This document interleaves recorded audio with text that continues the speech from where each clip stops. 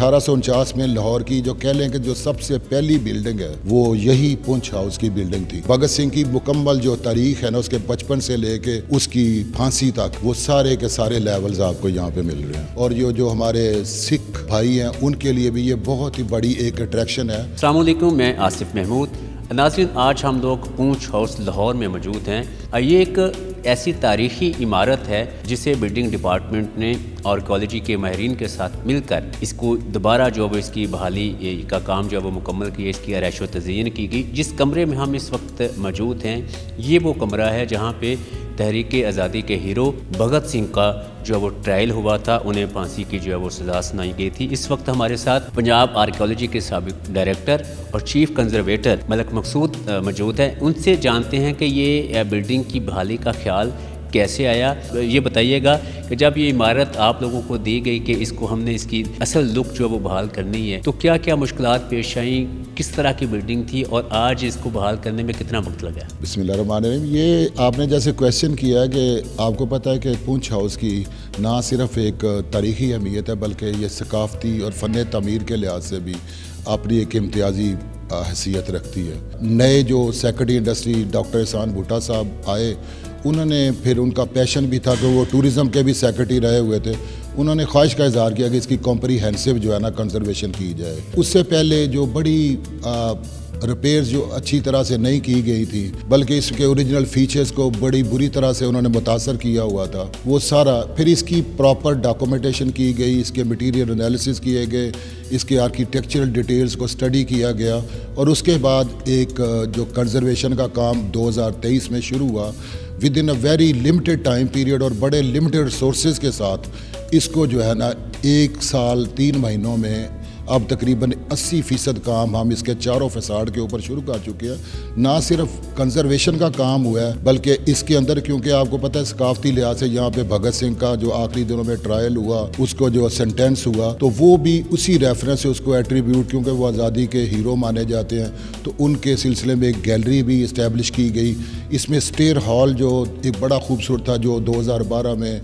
आग लगने से जल गया हुआ था, उनको भी दोबारा से बहाल किया गया। इसी तरह के इसके तमाम जो कमरे थे और तकरीबन 72 जो दरवाजे बंद थे उनको खोला गया, उनको उनके ऊपर से पेंट की लेयर उतारी गई और उनको असल हालत में बहाल किया गया। इस तरह से बहुत सारे जो रोशनदान थे उनको भी बंद किया गया। अंदर फॉल सीलिंगें बड़ी अगली सी की हुई थी, उनको भी किया गया और उसमें से आप देखेंगे यहाँ पे फ्रेस्को पेंटिंग्स आपको निकली नज़र आती हैं और बहुत सारे जो डेकोरेटिव शीशे की आयनाकारी का काम वो भी यहाँ पे आपको मिलता है। अब तो इंशाल्लाह ताला ये बिल्डिंग जैसे ही मुकम्मल तौर पे महफूज हो जाएगी अगले 2-3 महीनों में, तो उसके बाद ये सियाहों के लिए इसको मुकम्मल तौर पे खोला जाएगा। मतलब हम देख रहे हैं कि बहुत सारे दरवाजे और खिड़कियाँ और छतें जो वो लकड़ी का काम यहाँ पे हुआ है। तो इतने साल ये पुरानी बिल्डिंग थी, तो वो लकड़ी दोबारा फिर क्या क्या नई लकड़ी इस्तेमाल करनी पड़ी, आपको पुराना आपके पास वो कबाड़ में कुछ चीज़ें पड़ी हुई थी जिनको इस्तेमाल में लाए हैं? हाँ जी, बहुत अच्छी आपने बात की कि ये जो भी लकड़ी आपको दरवाज़ों में या इसके छतों के ऊपर बाकी जगहों पे जो इस्तेमाल हुआ है वो ऑलमोस्ट 98% ओरिजिनल जो थी लकड़ी उसी का ही इस्तेमाल किया, क्योंकि वो सीजन थी और वो इतनी अच्छी क्वालिटी की देवदार की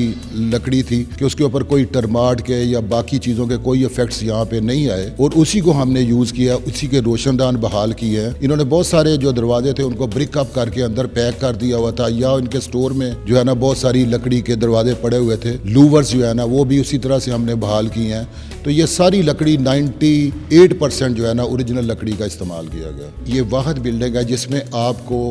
लोकल फन तमीर और जो यूरोपियन आर्किटेक्चर है ना उसका एक ब्लेंड मिलता है, बड़ा खूबसूरत किस्म का, कि कॉलम्स भी मिलते हैं, आर्किट्रेव्स मिलती हैं, पेडिमेंट्स भी मिलते हैं, लेकिन आपको जो लोकल मटेरियल और लोकल क्लाइमेट को जो मद्देनजर रख के उन्होंने इसकी डिज़ाइनिंग की है और इसके अंदर जो स्पेसेस डेवलप किए हैं, बड़े बड़े दरवाजे, हाई रूफ्स और इसके अंदर रोशनदान, ये सारे आपको यहाँ का लोकल आर्किटेक्चर की भी बहुत अच्छी मिसाल है। ये इतनी शानदार जो इमारत है, ये इसकी कोई हिस्ट्री कोई मिलती है कि ये किसने बनाई थी और क्यों बनाई गई थी?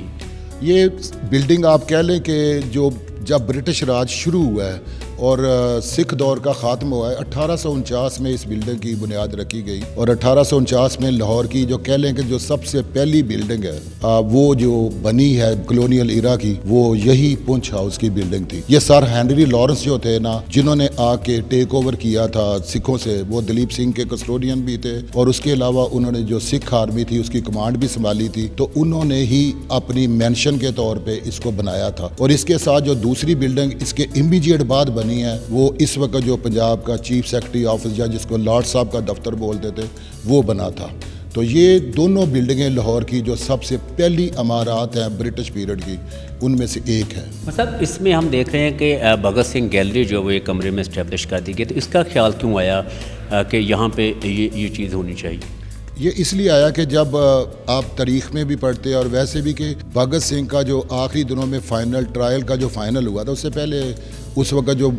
جو ہندوستان تھا اس کے اندر اس کا مختلف جگہ پہ ہوا ٹرائل, لیکن جو اس ٹرائل کی جو آخری لمحات تھے نا وہ یہیں پہ مکمل ہوئے اور یہیں پہ اس کو سزا جو ہے نا سنائی گئی. تو اس وجہ سے اس کی ایک ثقافتی اہمیت تھی اور اس ثقافتی اہمیت کو اور آزادی کے لیے اس نے اس وقت جو کام کیا تھا تو اس کے لیے اس کی خدمات کو مد نظر رکھتے ہوئے ہم نے یہ بنائی ہے. اور یہاں پہ اس وقت یہ سیاحوں کے لیے بھی اور جو ہمارے سکھ بھائی ہیں ان کے لیے بھی یہ بہت ہی بڑی ایک اٹریکشن ہے اور اس میں بہت زیادہ وہ لوگ خوش ہیں اور ہمیں بڑے اچھے میسیجز ان کی طرف سے آ رہے ہیں. یہاں ہم دیکھ رہے ہیں کہ مختلف تصاویر بھی ہیں بھگت سنگھ کی اور کچھ دستاویزات کی جو ہے وہ اکثر وہ بھی نظر آ رہے ہیں. تو یہ ساری چیزیں کیا ہمارے پاس آرکائیو میں پڑی ہوئی تھی یا یہ کہاں سے حاصل کی گئی؟ یہ جتنا بھی جو بھگت سنگھ جو